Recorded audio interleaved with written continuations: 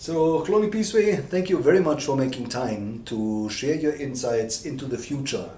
But before we go into the future, can you tell us a little bit more about your own background? Where did you grow up? Thank you, Nick. So, a little bit about myself. I was born in KwaZulu-Natal. Right. I grew up in KwaZulu-Natal for the large part of my young life. I was born in a place near Durban, Right. called Claremont. I grew up there, but my life was between Claremont and a small village called KwaNogweja near Ixopo. That's where my upbringing was, where I used to head cattle for the family, and I come from a very humble beginnings and a very humble, large family.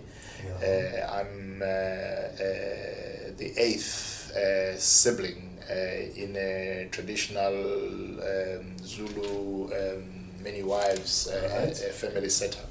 And what was your dream career when you grew up? Interestingly, I only started thinking about dream careers when I went to boarding school. And I was fortunate to go through to boarding school because of my mother's pushing me to wanting to the better outcomes for me. So when I went to boarding school and started thinking about careers, I was always in between doing medicine and becoming a doctor. And towards the end of my high school career, I wanted to be a civil engineer. Right. Yeah, and I did none of the above. So, who inspired you in your early days? So in my early days, the person that I really and truly looked up to was my father. And I looked up to my father from his leadership skills in terms of how he led the family and brought harmony into the homestead. Because, as I said, he had three wives who were extremely happy being in that setup. Right. And if I look at us as the kids, we grew up very, very close, and we are still very close. And I think there's probably now over 120 of us from that in terms of us, our children and our grandchildren. Right. We are a 120 strong family, but we are a very, very close family. So I admired his leadership skills. But I also took inspiration from my mother and one of my sisters from the hard work and tenacity that their life was about. And my mother was a domestic worker, but who had big dreams. Right. My father was a laborer, and at the end of towards the end, he became a subsistence farmer. And I took many lessons from the two of them, and it inspired me to become who I am. My father was a very, very humble person, very simple. My mother was a very simple person that didn't demand anything from us. He just asked us to be the best that we could be. And did you start your career in the petrochemical industry? No, absolutely not. So when I finished school, I trained as a medical technologist, which talks a little bit about the earlier ambition of becoming in the medical field. So I trained as a medical technologist, and I worked in laboratories, medical laboratories, specifically specializing in blood transfusion laboratories. And I worked there in many hospitals around KwaZulu-Natal. Right. Until I branched into retail management. And I started retail management in the fashion industry, and I've been in retail now for about 30 years. So what attracted you to the retail industry? I got into it by sheer luck, if I may call it that. My girlfriend at the time saw an advert looking for retail management trainees, and wanted to understand what it was about. And those days, there was no cell phones like today. So when I was going into work, she said to me, just find out what retail training management is about, and let me know. And when I made the call to find out, the lady that I was speaking to said, why are you not interested for yourself? I'd like to speak to you. Right. I said, no, it's not for me. I'm good where I am. I'm happy with what I'm doing, but this is for somebody else. And she insisted that we meet, and the rest is history.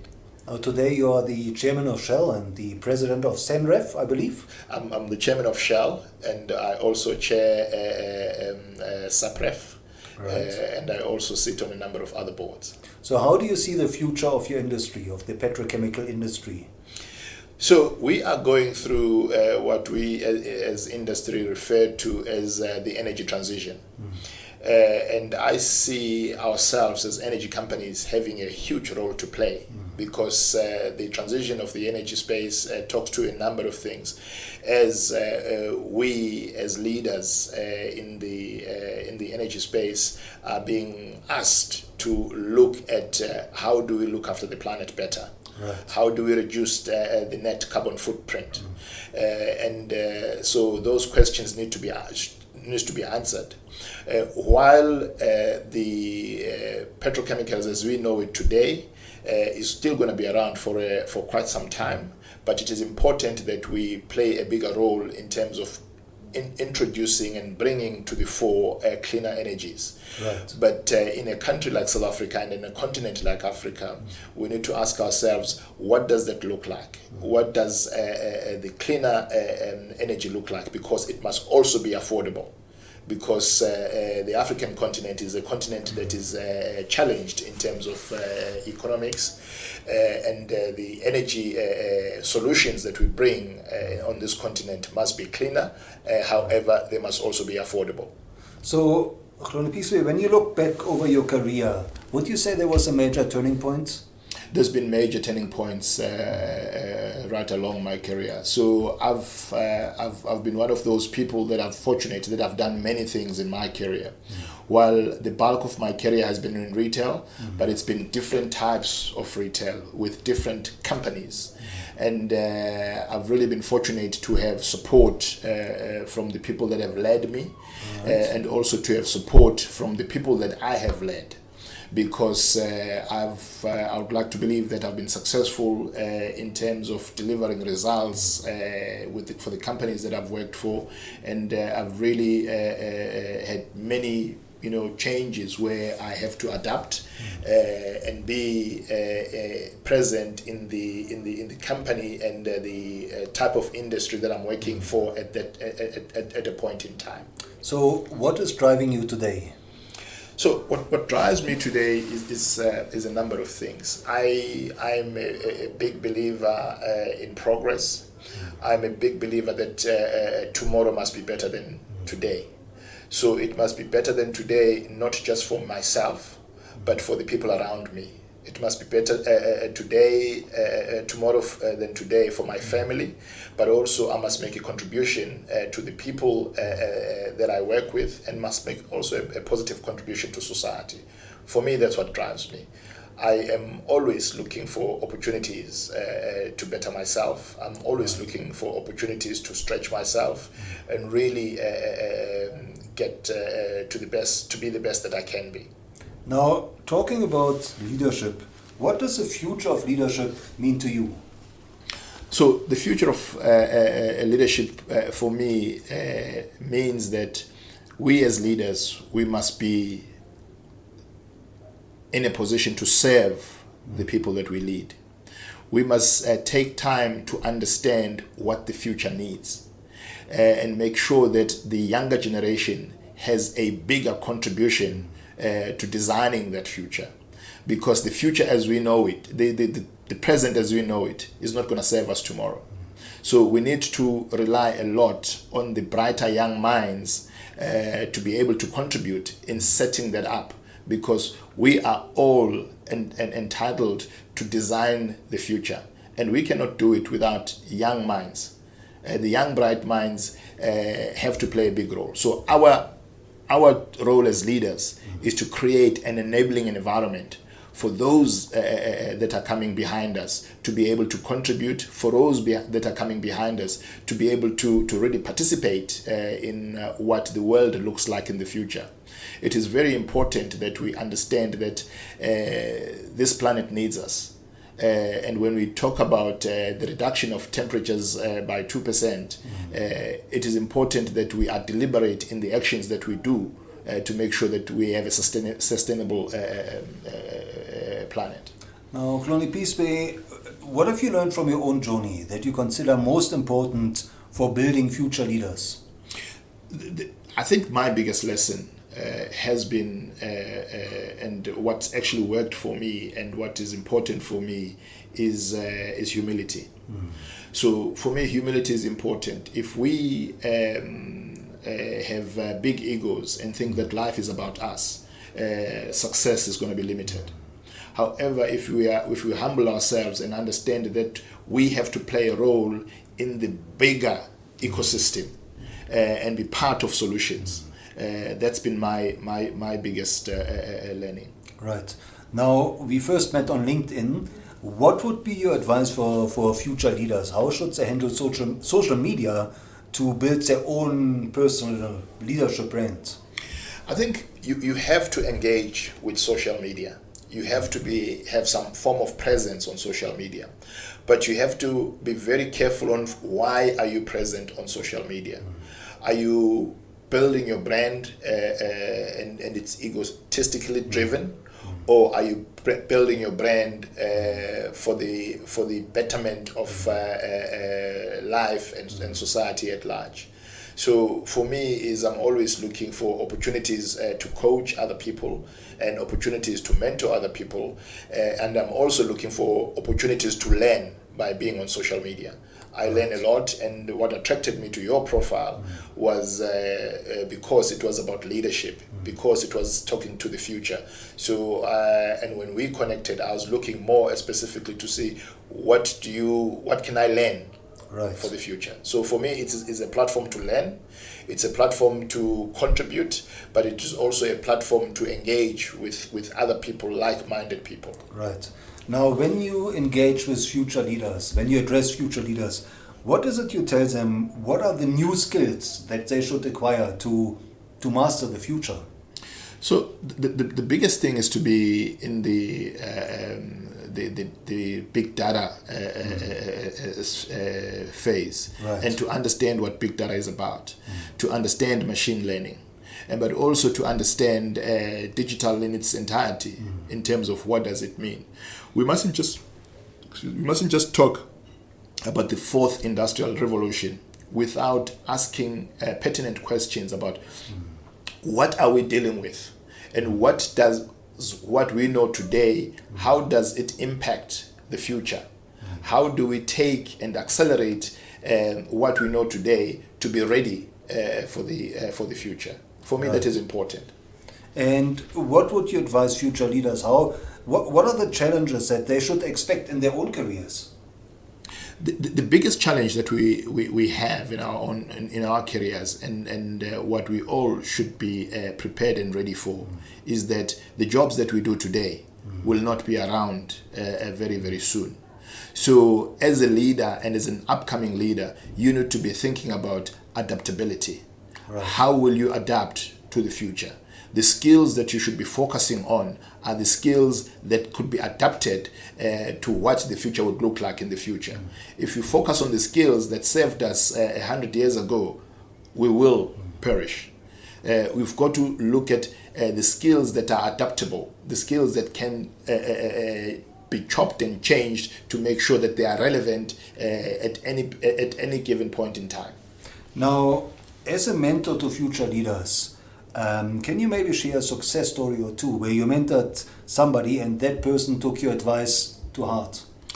Sure, there's been a number of stories, but I want to share without divulging a lot. I want to share a story of an experience that I had when I was working with someone that I thought was very, very bright. And was underperforming and was not delivering to the best of his abilities. And this person engaged with him on a number of occasions in terms of performance management, in terms of coaching, and in terms of just directing and giving them advice on what is possible. We went through this process for quite some time until I decided that we had come to the end of the runway. And I had to sit down with this individual and say, look, this job and this company is not good for you, and you are not doing what is best for you, and you're not giving the best of you. And the advice that I gave to him at the time was that you need to consider going back to school and making sure that you are better positioned to compete in the future. The parting wasn't that pleasant at the time, but this particular individual took it to heart and unbeknown to me, and really went out and actually did further his studies. And I met this individual a couple of years later, and he was very excited to see me. And he shared to me that he took my advice of going back to school, and he was running his own business at the time. And this business of his was actually very, very exciting for him, because it was in the space of what he was passionate about. And he was better off financially, he was better off in terms of mindset and where he was in his personal life. And for me, that was very humbling. So, Hloniphizwe, are there any role models of leadership that you would recommend future leaders should study and maybe learn from? I think for me, I look at people like Martin Luther King, people who were very positive about what they were driving, and were very passionate about where they were going. I read a lot about him.